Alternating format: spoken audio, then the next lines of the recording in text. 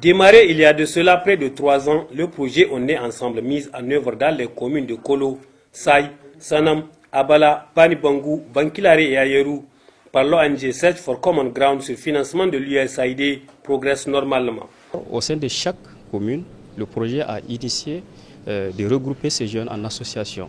Alors ces associations sont vraiment un cadre pour eux, à la fois de faire des activités de paix et aussi dans le cadre aussi de leur soutien économique pour leur propre développement économique. Alors, il y a des projets, des entreprises qui ont été vraiment créées au sein de chaque association.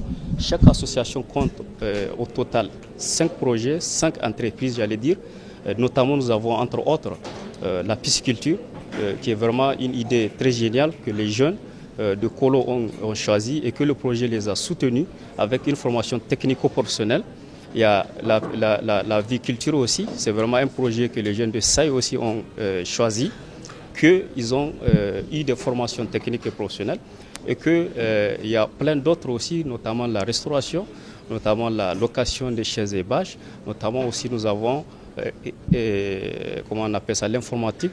Après la première phase qui consiste à la mise en place des associations, le montage des entreprises et les différentes formations, ces jeunes leaders bénéficient d'une série de formations sur l'informatique, la restauration et les gestions financières et comptables.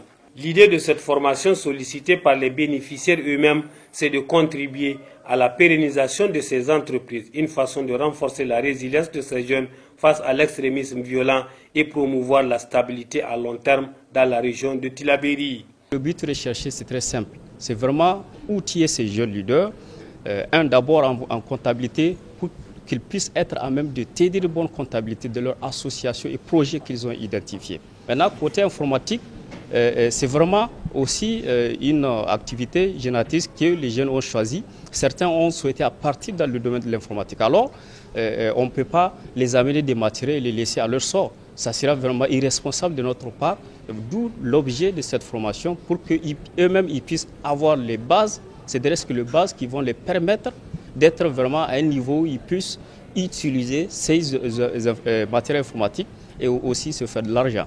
Maintenant, la restauration, c'est aussi la dernière formation que nous allons faire. Cette fois, ça ne sera pas fait ici à Niamey, mais plutôt à Saï.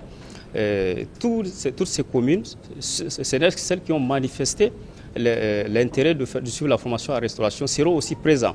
Alors, ils seront outillés en technique de, comment on appelle ça, les différents menus qu'ils vont essayer de maîtriser pour qu'ils puissent vraiment eux-mêmes faire cette AG restauration à un niveau où ils n'ont pas besoin de quelqu'un d'autre.